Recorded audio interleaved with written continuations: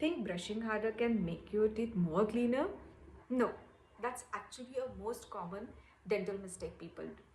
Hi, I'm Dr. Pooja.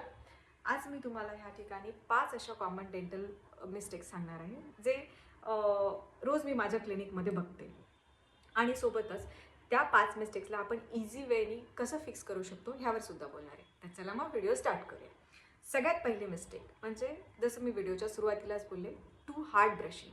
खूप जोरात brush केला किंवा खूप वेळ ब्रश केला तर दात स्वच्छ होतात असं वाटतं, पण हे चुकीचं आहे. त्या उलट जास्त जोरात ब्रश केल्यामुळे आपल्या दातांच्या वरची जी लेअर असते, ज्याला आपण इनामल असं म्हणतो, ती कालांतराने घासल्या जाते आणि दात हे जास्त सेन्सिटिव्ह होतात. त्यामुळे सॉफ्ट क्वालिटीचे ब्रश वापरायचे आणि अगदी जेंटल प्रेशरने ब्रश करायचं. Mistake number 2, skipping flossing. लक्षात घ्या, जर तुमचा ब्रश तुमच्या 2 दातांच्या मध्ये 100% सफाई करू शकला असता तर तुमच्या डेंटिस्टकडनं फ्लॉसिंगवर बोलल्याच गेलं नसतं.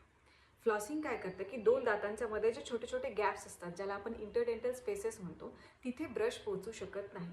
त्या ठिकाणी फ्लॉसिंग जे आहे ते अडकलेल्या अन्नकणांना स्वच्छ करतो. त्यामुळे फ्लॉसिंग ही मोस्ट इम्पॉर्टंट स्टेप आहे इन युअर ओरल हायजीन.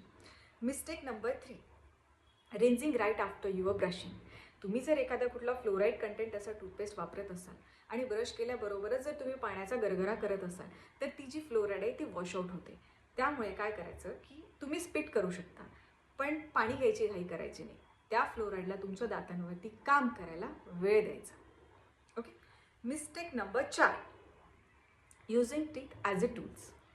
हे बरेच लोक करतात. एखाद्या बॉटलचं झाकण उघडणे किंवा एखादा वेफरचं पॅकेट दाताने फाडणे. लक्षात घ्या, ते तुमचे दात आहेत, कात्री किंवा सुरी नाही. त्यामुळे हे अवॉइड करायचं. यामुळे काय होतं, दातांना क्रॅक जातात, तुमच्या दातांचे जे कॉर्नर्स असतात, कोपरे असतात, ते तुटतात. त्यामुळे हे करायचं नाही.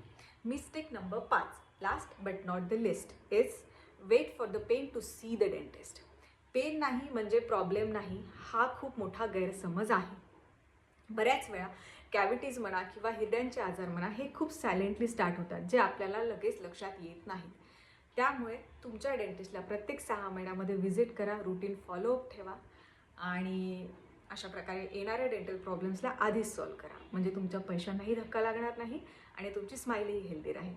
जर हा व्हिडिओ आवडला असेल तर तुमच्या फ्रेंड सर्कलमध्ये, फॅमिलीमध्ये हा व्हिडिओ शेअर करा आणि अशाच हेल्दी सोप्या टिप्ससाठी माझ्या चॅनलला सबस्क्राईब करा. भेटूया पुढच्या व्हिडिओमध्ये. बाय.